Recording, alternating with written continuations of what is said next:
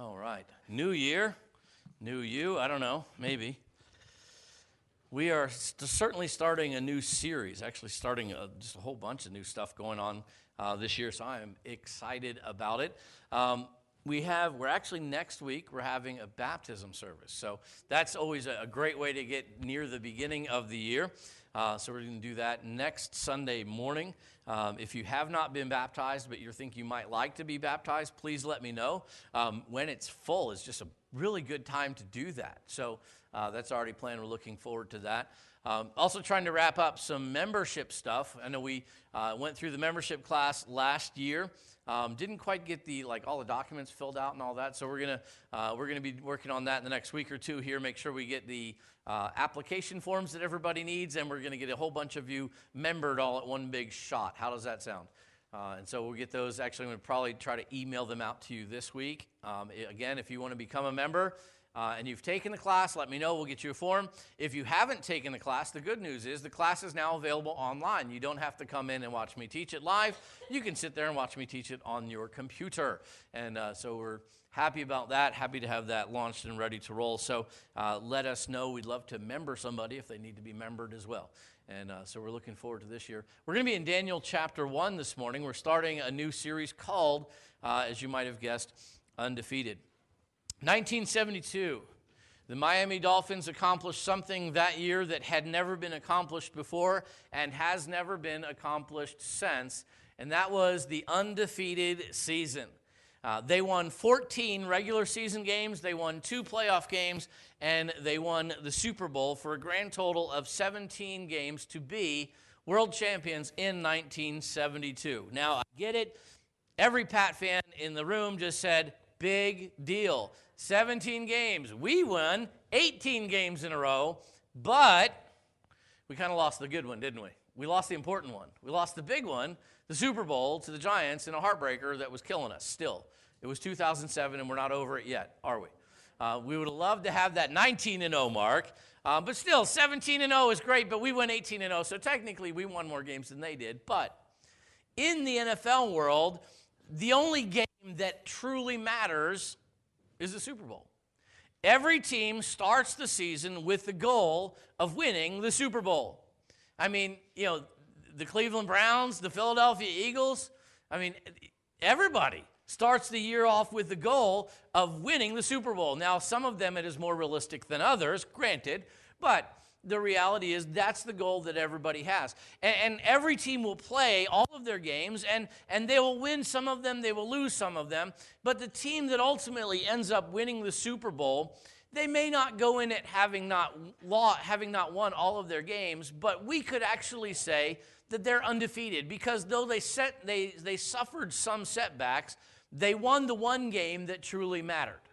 They got there, they won the one. And so to say that you're undefeated and give the kudos, I guess, to the Dolphins, who cares? It's ancient history. But the reality is every team that wins the Super Bowl, it is a big deal in that year. It is the goal for that year.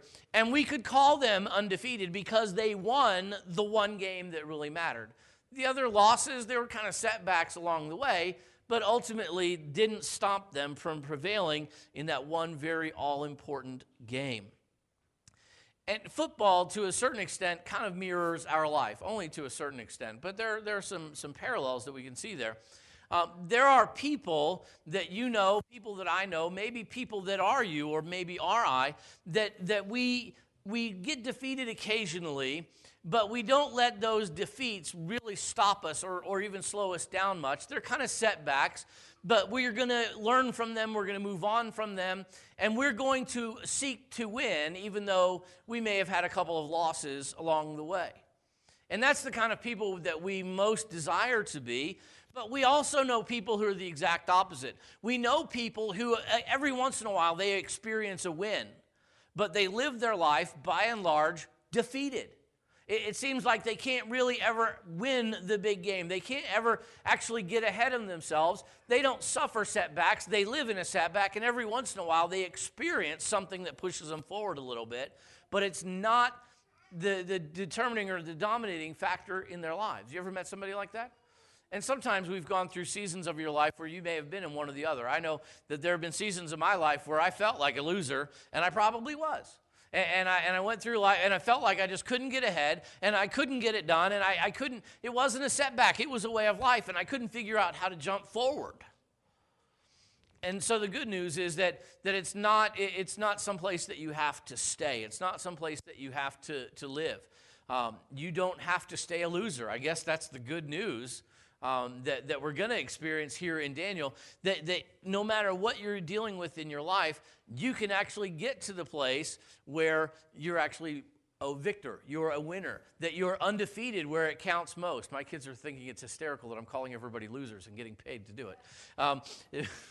Hopefully getting paid to do it. Anyway, we haven't taken the offering yet, so who knows. But I'm not calling you losers. You get where I'm going with this. You could be, you might be, I have been, but we don't have to live there. And so as we look into the book of Daniel, what we find in the first half of Daniel, and this series Undefeated, we're actually just going to cover the first half. We're going to come back in the fall and we'll catch the second half. But the first half of the book of Daniel, what we see is how to be undefeated. How do we take our lives to that next step where it's not, we occasionally suffer setbacks, but we don't live there. That's what we want to know. That's what we want to learn, because we want to be a winner. We want to know what it takes to be a winner. And that's what Daniel shows us in the first half, how to live life that is undefeated. But it starts in the most unlikely route. There's such an unlikely route to this victory that we sometimes almost miss it, that it starts. The beginning, Daniel chapter 1, I'm going to pick up in verse 1. We're going to read all 21 verses of the chapter here along the way. But it starts with an unlikely route, and that route is actually defeat. They started in an unlikely route, defeat. They started with a setback. Daniel starts with a loss. We pick it up in verse 1. In the 3rd year of the reign of Jehoiakim, king of Judah, Nebuchadnezzar, king of Babylon, came to Jerusalem and besieged it. And the Lord gave Jehoiakim, king of Judah, into his hand with some of the articles of the house of God, which he carried into the land of Shinar to the house of his God. And he brought the articles into the treasure house of his God. That's a brilliant way to start a book on Undefeated, isn't it? We lost. Game over, we lost. But that's where it started. Now, to kind of set the stage, the year here that we're dealing with is roughly, and I say roughly because there's some historical discrepancies that make it hard to really nail down, but it's roughly about the year 600 BC, give or take a couple years on either side. And we have Nebuchadnezzar is besieging or attacking Jerusalem. Now, the great way to do this when you're an army, especially when you're a big army, is you just surround a city and you don't let anything in or out. And eventually, you're going to get run out of food, you're going to get run out of water, you're going to, have too much sanitation backfill that you need to kind of leave. You're going to have a lot of things going on in your city that make it gross and uninhabitable. And eventually, you decide two things. One, we're going to attack, but where do you attack an army that surrounds you 360 degrees? That's a bit of a hard attack, isn't it? Even if you're running downhill from the city of Jerusalem, that's a tough one. Or secondly, and this is the preferred thing, is they will just surrender. Nobody has to die. Nobody has to fight. You just go, you know what? You're a bigger army than we are. We'd really love to eat. We surrender. And so this is what Nebuchadnezzar has done. Now, this is actually the first time he did it. As if you were to go to 1 Kings 24 and 1 Chronicles 36, you go to the book of Jeremiah, what you'd find is that Nebuchadnezzar actually had to do this 3 times. He actually had to defeat the city of Jerusalem 3 times because they kept acting up. But this is the first of those times. And so the Israelites lose this battle right off the bat. And imagine if you were living in Israel in this time, what that must have felt like. Has God abandoned us? Isn't that what we feel like when we experience a loss? When for whatever reason in life we're not winning. I mean, sometimes we are our worst enemies, aren't we? Have you seen that sign? It's been running around on Facebook. It's a meme. There is a reason for everything, but sometimes the reason is you're stupid and make bad decisions. You ever look at that sign and go, that's me? I did the first time I saw it. I said, yep, that's me. And so you're in good company, or at least you're in my company if you felt that way. But when we suffer defeats, when we don't win, our first instinct is to say, God has abandoned us. God, why have you just abandoned me to whatever? Did God abandon the Israelites?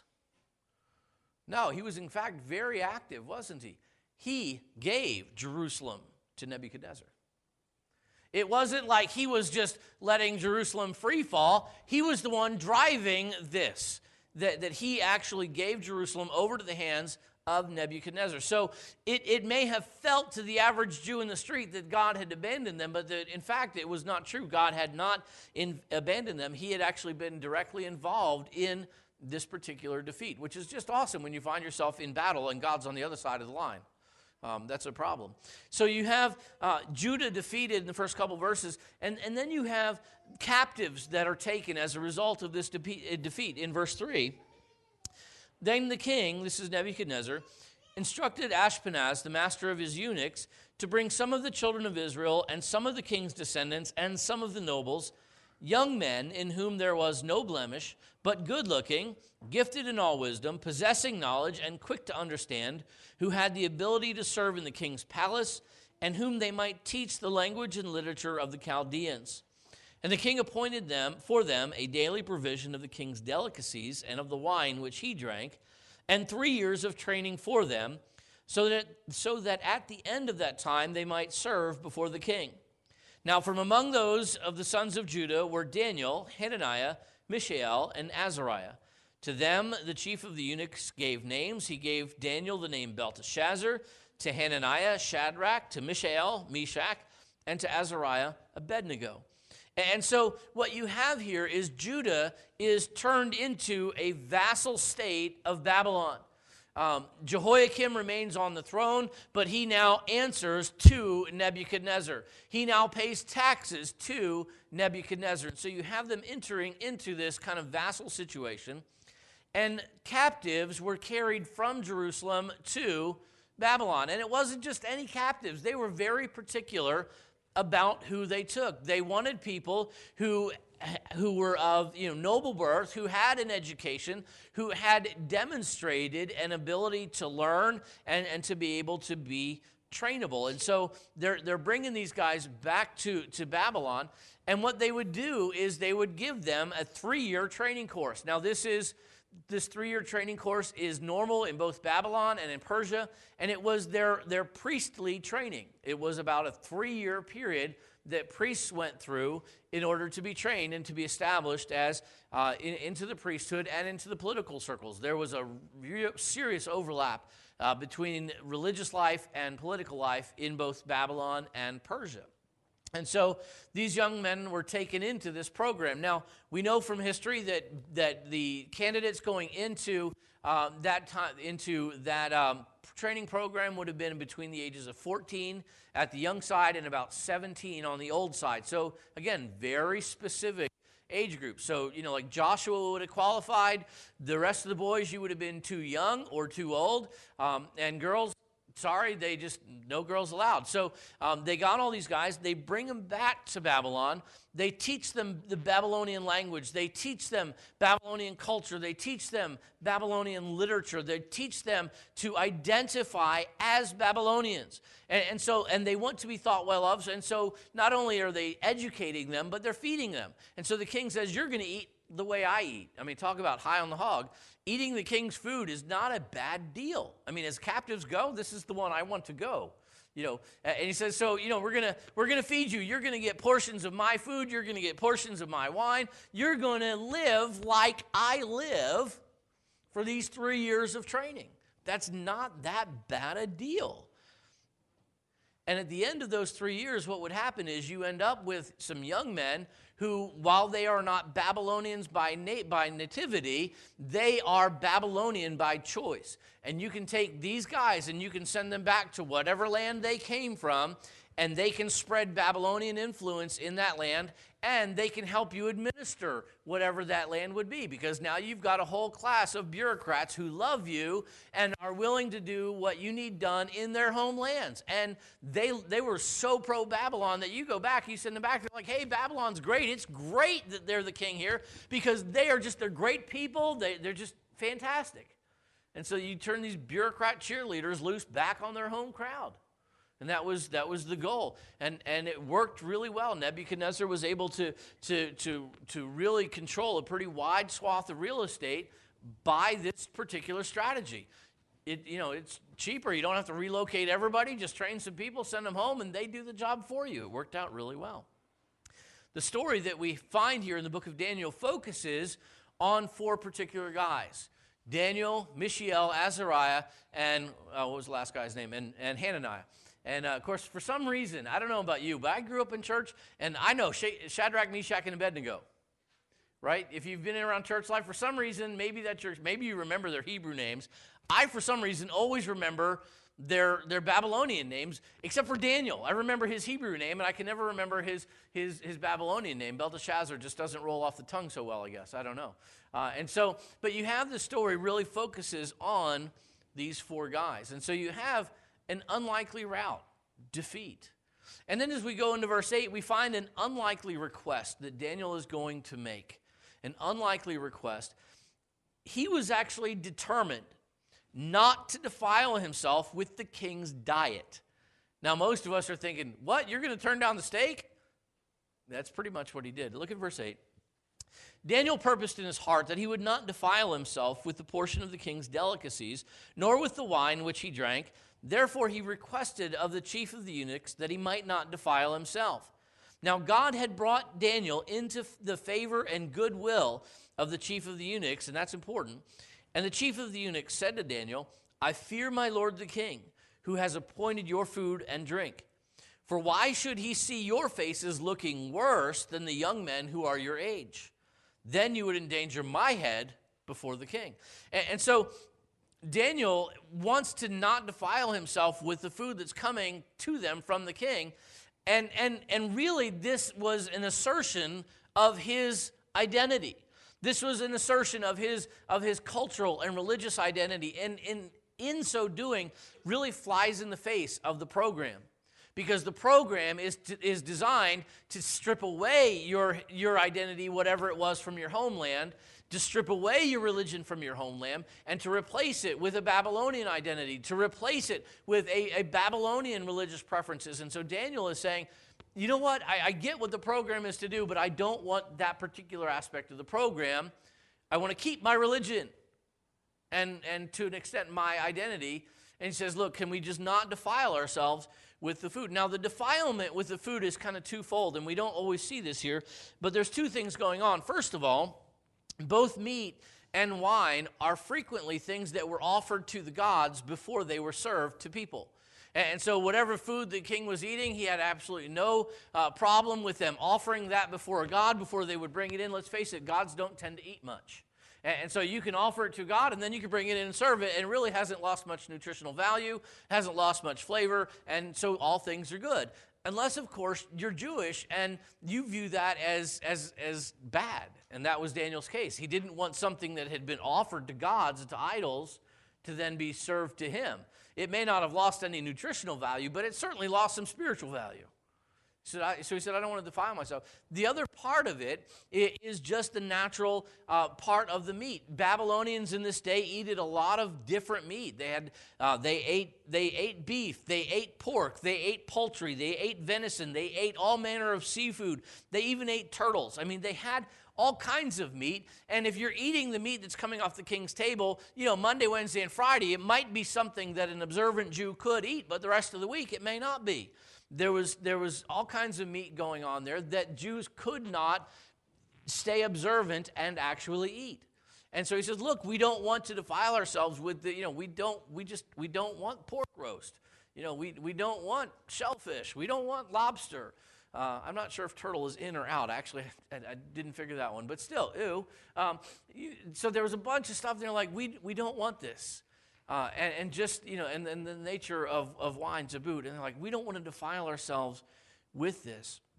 And what's interesting is in verse 9 is that God actually was determined to help Daniel not be defiled as well. Daniel was determined not to be defiled, and God was determined to help Daniel not be defiled. And so God actually brought Daniel into favor with the guy who was overseeing their training program. And so he was able to at least have a conversation about it. Now, Daniel's overseer, was he enthusiastic about the plan? Not so much, because he's thinking, okay, you're going to not eat what the king gives you. One, that's stupid. But two, you're going to not be as fit and healthy as everybody else who is eating what the king is giving them. And then my head is literally on the line. Because if you show up sick to court, I'm in trouble. Especially when everybody else who is eating the king's food looks so much better than you. And so Daniel proposes a test in verse 11. He proposes a test to this guy who's overseeing their training. Daniel said to the steward, whom the chief of the eunuchs had set over Daniel, Hananiah, Mishael, and Azariah, please test your servants for 10 days, and let them give us vegetables to eat and water to drink. Then let our appearance be examined before you, and the appearance of the young men who eat the portion of the king's delicacies, and as you see fit, so deal with your servants. So he, the steward, consented with them in this matter, and tested them for 10 days. Seems like a good plan. At the end of 10 days, their features appeared actually better and fatter in flesh than all the young men who ate the portion of the king's delicacies. Thus the steward took away their portion of the delicacies and the wine that they were to drink and gave them vegetables. You can only imagine what the steward did. I bet he's taking home leftovers every day. His whole family's eating high. Well, okay, so he's a eunuch. He probably doesn't have a family. He's probably selling it. Whatever. He's doing okay, though, with this. He's okay. This decision has worked out well for him. So they tested this diet for 10 days. And you figure, 10-day test, not that big a deal. You do it early on. The king's not examining them in the first couple of weeks. And so we can do this test. And if it goes bad, then we just, whatever, we go back to eating the king's food. If it goes well, then great. Now, vegetables here, you look at it, and some of you are going like, great, you picked the first Sunday of the new year to talk about vegetables and diet and fat and fit. Great. Was really my intent. I promise you, it was not my intent to go here. It's just where the text is taking us. So we might as well bring it up. But vegetables here is actually, the word that's translated vegetables is that which is sown, is what the word actually means, that which is sown. And so it would include vegetables, but it would also include fruit. The Babylonians grew melons and figs and plums and prunes and dates and all those kinds of things. It would include nuts because they grow on trees. It would include grains, things that are sown. And that's actually what the word means. And so it's more expansive than just, you can only eat celery and carrots for the rest of your life. You have to, eat like a rabbit. It was more expansive than that. So there was vegetables, and there was fruits, and there was grains, and there was nuts, and there was beans, and all of those things that were part of this particular diet. And then water, which is, water is a good thing for us. And so in addition to being healthy, which even today we recognize to an extent is they're healthy, every diet will let you eat as much vegetables pretty much as you want. We get it. But in addition to being healthy, these are things that are not typically offered to idols. The Babylonians brought their meat in, they brought their wine in, but vegetables, grains, it's like, so what? Gods aren't interested in that because there's just no finery. There's no delicacy there. This is what, poor folk eat. This is common food. We don't offer this to the gods. That 12-point buck, on the other hand, we should probably offer that to the god. And so this give and take. And so it was better from a healthful perspective, but it was also better from a spiritual perspective. It hadn't been offered to idols, and it fell within the Jewish dietary guidelines. And so Daniel, by observing this particular diet, could stay observant, could stay faithful, could retain his religious identity and still be fit. And the diet proved actually more than adequate. The diet after 10 days proved that, and I mean, that's a short window of opportunity. 10 days to say, wow, look, this is a much better thing than what they're serving. But they had a control group. They had the guys who were eating exactly what the king was telling them to eat. They had people from Israel who were eating the king's food, and then you got 4 guys who aren't. And they look at them and go, you actually look better than those guys. So I guess if you want to eat vegetables, go ahead. Of course, they weren't as far excited about the program to launch it for everybody else. They were still eating whatever they got. But Daniel and his friends didn't. And so you have this really kind of unlikely request the diet that Daniel had. And that is an unusual request. Hey, we'd like to, now that we're here as captives and you're throwing the whole world at us, can we go on a diet? It doesn't excite you when you have friends who are like, hey, we're going out for pizza. And it's like January 4th, and you're like, oh, I'm on a diet. Hey, we're going out for steak. I'll diet next year. Right, you been there? But here's where they are. Like, no, hey, can we go on a diet? And they did. It's an unlikely request. And it yielded an unlikely result. And the unlikely result is desirability. And we see this beginning in verse 27, that God actually gifted Daniel and his friends with enhanced abilities for their faithfulness. As for these young men, we find in verse 17, God gave them knowledge and skill in all literature and wisdom, and Daniel had understanding in all visions and dreams. And so here they are, they're remaining faithful to God. They're doing their part. I mean, they literally stuck their neck out and said, hey, we want to buck the trend of conformity that you have. We want to retain our faithfulness to God and our identity as his people. Can we go on this diet? And they managed to squeak that one through.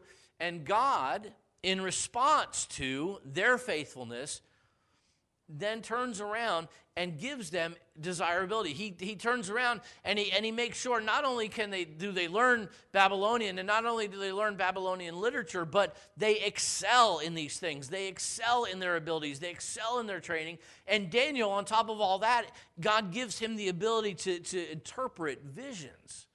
And so, and among the Babylonians, this is really highly sought after abilities. And so God has actually gifted them with enhanced abilities.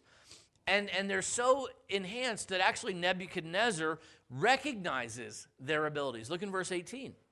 Now at the end of the days, at the end of those 3 years, when the king had said that they should be brought in, the chief of the eunuchs brought them in before Nebuchadnezzar. So they get an audience with the emperor of the known world in their day. Then the king interviewed them, and among them all, none was found like Daniel, Hananiah, Mishael, and Azariah. Therefore they served before the king. And in all matters of wisdom and understanding about which the king examined them, he found them 10 times better than all the magicians and astrologers who were in all his realm. And so remember, the purpose of this training program was to create bureaucrats that you could send back to wherever they came from. And so most of these guys who were carried away captive after this 3-year training program, they got sent home to represent Babylon to the Israelites. But here's Nebuchadnezzar. He sees Daniel and he sees his 3 friends and he goes, these guys are too good to let them go.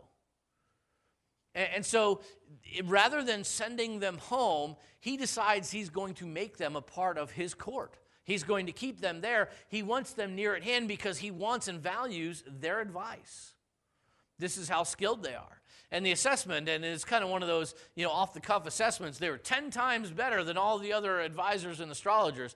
Now, I'm not sure how you measure how effective an advisor or an astrologer is, but Nebuchadnezzar's take on it is they're better than anybody else I have. I'm keeping them as close as I possibly can. And we find that Daniel actually remained an advisor in the Babylonian court until the Persians conquered them. And that's what verse 21 is about. Thus Daniel continued until the first year of King Cyrus. Cyrus was the Persian who eventually came in and defeated the Babylonians 60 years later. And so Daniel starts under Nebuchadnezzar as an advisor to him in the court of Nebuchadnezzar. And he remains in the court of Babylon through 3 or 4 kings over a period of 60 years until the Persians come in.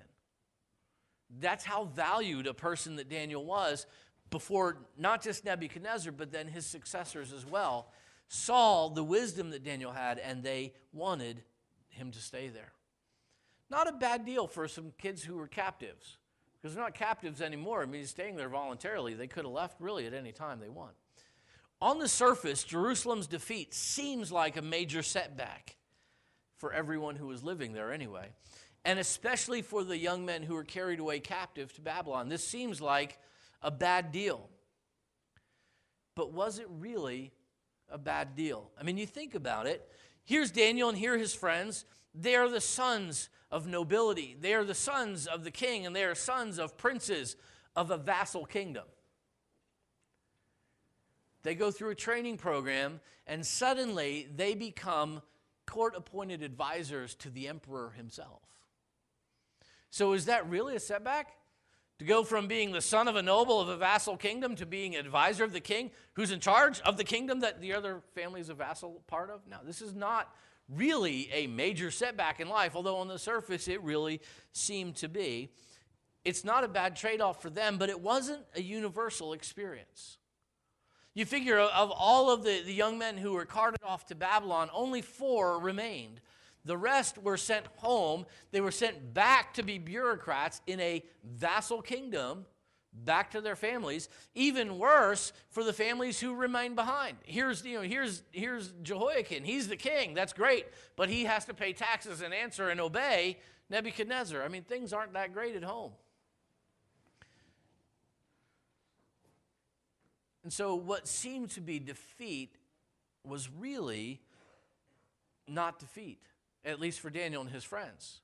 Everybody else's experience under Nebuchadnezzar's boot, not helping administer the place. And the people living in Jerusalem, it was going to go from bad to worse because, like I said, Nebuchadnezzar had to conquer Jerusalem 3 times. And every time he had to conquer Jerusalem, he got madder and the consequences were harsher. And he knocked it down, and he charged them more. And the 3rd time, he knocked it all the way down and charged them more. Carried away the brass even. He was like, took it anything of value. He took the blacksmiths. He took anybody who had any skill. And they went back to Babylon. He's like, this is not happening again. I am not coming back here a 4th time. And so for most people, defeat went to defeat, to defeat, to defeat. But for Daniel and his friends especially, that setback led to victory, to victory, to victory. Huge disparity in their experience. The pertinent question for us is what made the difference? What made the difference for Daniel and his friends that even the other young men who were carried away captive with them did not experience? They went back to Jerusalem. They experienced defeat again and again. What made the difference between those young men and Daniel and his 3 friends? And the difference is this. Daniel and his friends resisted the temptation to conform at the expense of their own beliefs and identities. They could have died. I mean, they risked everything when they made that request. But they resisted the temptation to conform. They were not going to sacrifice their identity. They were not going to sacrifice their beliefs. They were not going to sacrifice their values, even if it cost them everything. You think about it. You look at the young men who were carried away to Babylon. Do you blame any one of them for eating what the king put in front of them? Would we have done anything differently? I'm in Babylon. Now I'm accountable not to the law. I'm not accountable to my parents. I'm not accountable to the religious system, the belief system, the value system, the political system I came from. I'm accountable to the king, and almost directly, and this is what he's telling me to eat. Would we blame them for eating it? No, we wouldn't. But does that make it right? No, they knew better. 14 to 17-year-old boys, these guys had been trained in the law. They had been trained in their culture. They had been trained in what God expected of them as Jewish men. And while we may not blame them for caving in, it doesn't make it right. It just makes us as wrong as they were. But Daniel and his 3 friends, the thing that turned defeat into victory and kept them from continually winning was that they had determined that they were not going to give in to the temptation of conformity. Yes, it's what everybody expects, but no, I'm not going to do it. Sounds a little bit familiar, doesn't it? I imagine that the rest of the guys, the rest of the young men who were brought with them must have been like, Daniel, knock it off. You're going to get us all killed. Daniel, just eat what they put in front of you, man. It's good food. Stop complaining. Stop fighting against the program. They're taking good care of us. I imagine their friends probably thought that they were being foolish, disruptive, maybe even rebellious because of their nonconformity. But their friends were wrong. We live in a world where conformity is increasingly expected. Have you noticed that? Where individuals are increasingly marginalized, especially if those individuals have beliefs and identities that are wrapped up in what God has revealed. Frankly, we're a minority.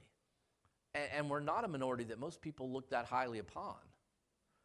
You're a Christian? I mean, congratulations, you're in the one cultural group that everybody in this world can bash and nobody will even blink about. You say anything bad about a Muslim? Oh, you're a hater.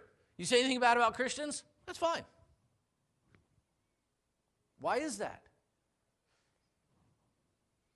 I can't tell you why. I just can tell you that it is. Because our identities, our beliefs are wrapped up in this arcane principle of the Bible that the world does not want to be accountable to. And so they have no problem hating us because we continually remind them of what on some level I think they understand to be true, but they don't want to be true. The problem with truth is it doesn't really matter what you want it to be, you can't change it. And we remind them of that. And so we live in a day where conformity, and there's tons of pressure to conform your identity, to conform your beliefs, to conform your behavior, to match with what society expects and with what society requires. But what's the payout for conformity? Are you going to win? All those young men who came to Babylon with Daniel and his friends, who conformed, who got sent back, who experienced defeat and defeat and defeat. What's the payoff of conformity? It's not victory. But for Daniel and his friends, they refused to conform. They refused to give up their identities. They refused to give up their beliefs. And God honored them, and the people around them recognized strength. And they recognized wisdom, and they recognized knowledge, and they recognized value. It's the harder path to say, you know what? I do have an identity, and it's wrapped up in the Word of God. I do have some beliefs, and they're founded upon the Word of God, and I am not going to change them for anybody. There are going to be a lot of people who hate you. Good news is God won't be one of them. And there will be those who recognize your strength for what it is. There is an appeal there, and there is a win there. Even if you never gain political, recognition, you never make millions of dollars, you can at least remain undefeated in your own heart and life and say, look, I was faithful to God. God is going to honor that. I'm not worried about what anybody else did. Daniel and his 3 friends, they could have been killed, and they were happy to go. There was no guarantee that they were going to succeed, but they weren't worried about what the outcome was. Outcomes are fundamentally not in our purview. But the decision to remain faithful, that is. And that is what made the difference for Daniel and his friends. And it's what sets up the next chapters as we go in. That's what sets up the next chapters in our lives as well. Not giving in to the temptation to be conformed to what people expect at the price of our identity, the price of our beliefs. It's just too high a price. Father, we love you. We thank you for the book of Daniel. God, what awesome, colorful stories that you've given us, and yet what impact and import they have. Would you help us to see in Daniel and his 3 friends some guys who were undefeated? Not that they didn't suffer setbacks, but they won when it mattered most. Father, we are going to suffer setbacks. We are going to face tremendous temptation to conform our lives to the world around us. And yet you told us that we're to conform our lives to you. It's not easy, it's not popular, but it's right. And so, Father, would you help us as your children to do that? And Father, I pray for those here this morning who maybe aren't your children, who have never come to know you as Savior. Your desire for them is no different than your desire for the rest of us. You want them to come to know you as Savior and then to pattern their lives after what you have revealed in your word. And so, Lord, I ask that your Holy Spirit would extend the burden, the conviction, even in this hour where we've not talked a lot about it, to draw them to yourself, to draw them to what is ultimately the winning side, to draw them to a non-conformist way of life, conform to Jesus and not the world. So, Father, would you help us, we pray in Jesus' good name. Amen.